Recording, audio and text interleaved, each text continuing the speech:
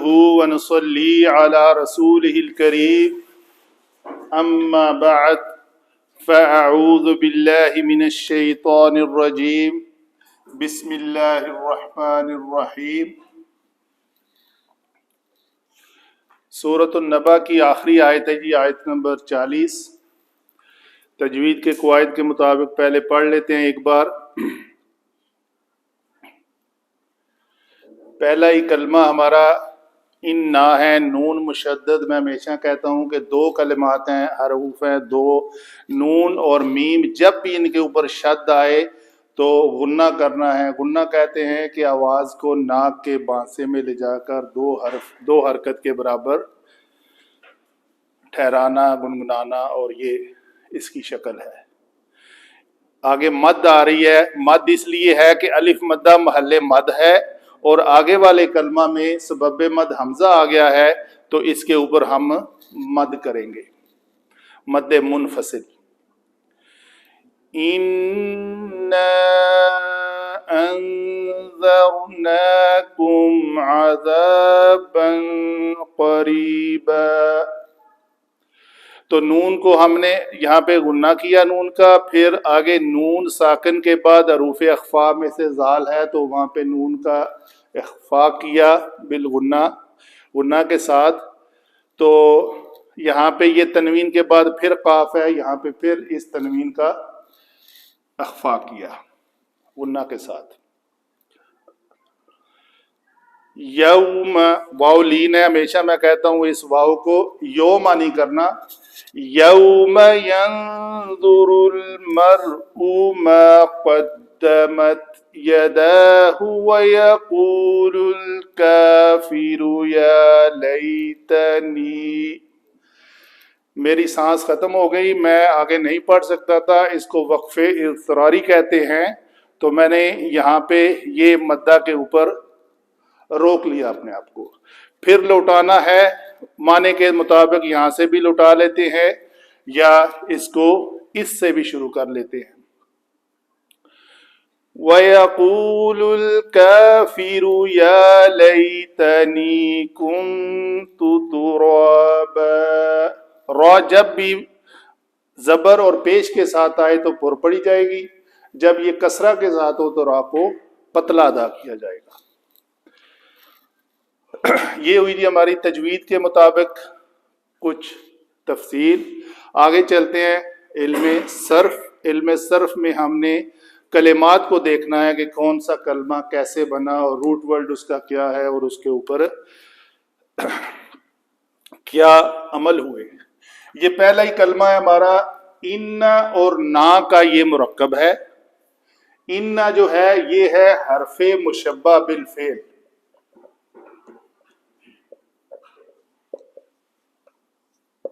اور نا جو ہے یہ ضمیر ہے۔ اس ضمیر کو پہچاننے کے لیے ہمیشہ میں کہتا ہوں اس کے پہچاننے کا طریقہ یہ ہے کہ یہ ضمیر مجرور ہے، منصوب ہے یا مرفوع ہے، اس کا ماقبل ڈیسائیڈ کرے گا۔ تو اس کا ماقبل چونکہ ان حرف مشبہ بالفعل آیا ہے، تو یہ ضمیر یہاں پہ منصوب متصل ہے، منصوب۔ نظر ینظر ثلاثی مجرد میں ہے، نون زال را انذار، انتباہ ڈرانا، متنبہ کرنا، تو یہ باب افعال سے ہے۔ انذر ینذر سے یہ جمع متکلم کا صیغہ ہے، انذرنا، تو یہ لفظ جو ہے نا جمع متکلم کا صیغہ ہے، لکھ دیا میں نے۔ کم ضمیر پھر وہی بات ماقبل ڈیسائیڈ کرے گی، ماقبل فعل ہے، یہ فعل کے بعد آئی ہے، تو یہ کم ضمیر جو ہے یہ منصوب ہے، متصل۔ عذاباً عین زال با مادہ سے یہ اسم ہے، تنوین قریب قرب سے ہے، قریباً اسم ہوا۔ یوما اسم ظرف زمان۔ ینظر نون را مادہ سے یہ فعل مضارع ہے اور واحد مذکر غائب کا صیغہ ہے۔ अलमरउ मीम रा हमजा मादा से इसम है, मर्द के माने में आता है। माँ जो है ये माँ मौसूला है। माँ मौसूला का आगे, हर मौसूला का आगे सिला आता है और सिला वो तीन अक़साम में होता है। जुमला इसमिया भी हो सकता है, जुमला फेलिया भी हो सकता है और ज़र्फ भी हो सकता है, जिसको शिबह जुमला कहते हैं। याद रहे शिबह जुमला की दो अक़साम हैं, दो मुरक्कबात पर मुश्तमिल होता है, एक मुरक्कब जारी और एक ज़र्फ अगर मुदाफ बने तो। कद्दमत क़ाफ दाल मीम मादा से बाब तफ़ईल है और ये फ़ेल माजी वाहिद मुअन्नस गायब का सीगा है। कद्दम कद्दमा कद्दमू कद्दमत, तो ये सीगा हुआ हमारा यदाहू। ये यदवा से है जी। इसका उलमा की राय है कि यकूत वल मरजान डिक्शनरी कहती है जी इसका मादा या दाल वाव है, जो कसरत से लोग कहते हैं। एक दूसरी डिक्शनरी है कुरानिक डिक्शनरी लुत्फुर रहमान साहब की, वो कहते हैं जी इसका मादा या दाल या है। जो भी है हम इससे चलते हैं।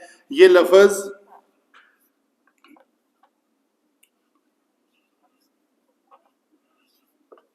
यद एक हाथ, यदवानी दो हाथ, तो ये दो हाथ के माने में यहां पे आएगा।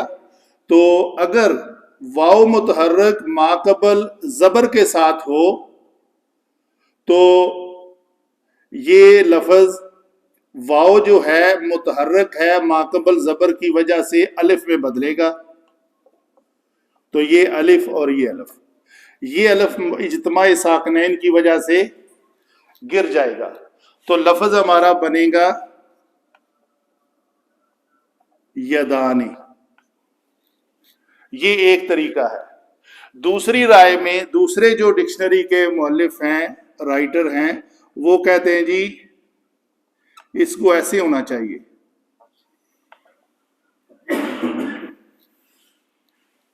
यदवाने।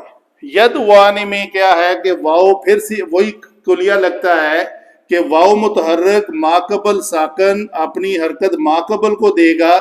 तो ये वानी जो है वाव की जबर जो है वो दाल को मिली और वाव इस जबर की वजह से अलिफ में बदल कर इसी तरह फिर हज़फ हो गया। तो ये लफ्ज बना यदाने।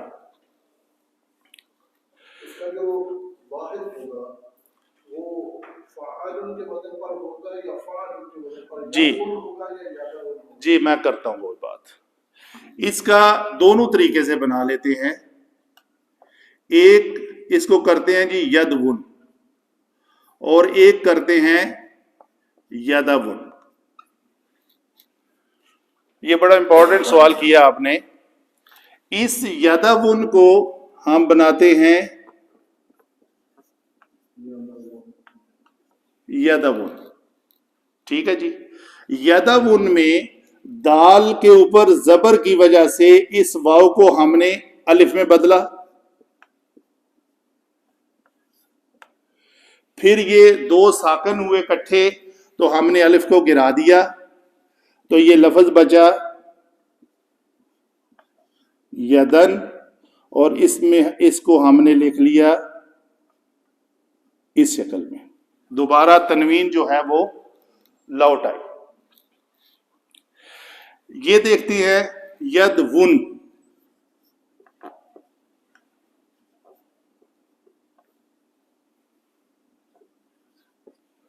यदवुन में वाव मुतहर्रक माकबल हरफे सही साकन, तो इसको हमने कर दिया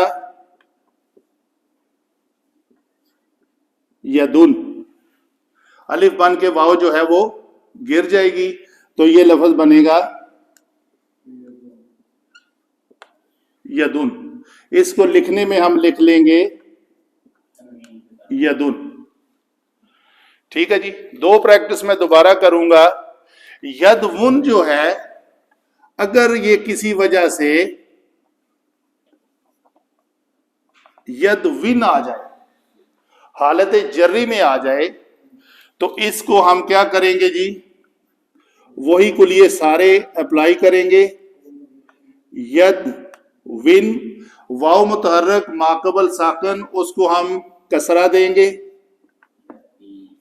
یہ واو جو ہے الف بن کر یہاں سے حذف ہو جائے گی، یدن بنا تو یہ لفظ بنا یدن۔ یہ کلیہ ہم یہاں پہ اپلائی کرتے ہیں، جبکہ دال متحرک ہو تو یہ یدون، یہاں پہ کیا ہے جی، دال کے اوپر زبر ہے، واو متحرک ہے، تو اس متحرک وجہ سے اس واو کو الف سے بدلیں،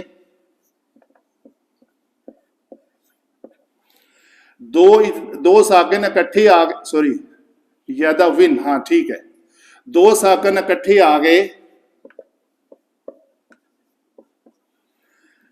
الف کو گرا دیا تو باقی کیا بچا؟ ہاں دوبارہ بولیں جی ہوش سے، یدن، تو یہ لفظ بنا یدن۔ گویا یادا ون کرے، یادا ون کرے یا یادا ون کرے، تینوں صورتوں میں اس کا جواب جو ہے وہ یدن ہی آئے گا، جبکہ ہماری ریکوائرمنٹ سورہ توبہ آیت نمبر 29 میں کیا ہے؟ ان